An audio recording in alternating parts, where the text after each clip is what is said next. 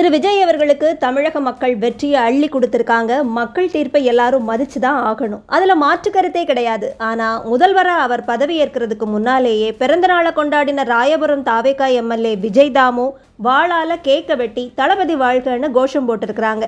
நாம் என்னதான் சொன்னாலும் இன்னும் சில மாதங்களுக்கு விஜய் அவர்களும் கட்சிக்காரங்களும் என்னதான் செஞ்சாலும் தமிழக மக்கள், குறிப்பாக வர்ச்சுவல் வாரியர்ஸ், பெண்கள், இளைஞர்கள் முட்டு கொடுக்க தயாராக இருப்பாங்கன்னு நமக்கு நல்லாவே தெரியும். ஆனாலும் நாம் உண்மைகளை சொல்கிறத நிறுத்த முடியுமா என்ன?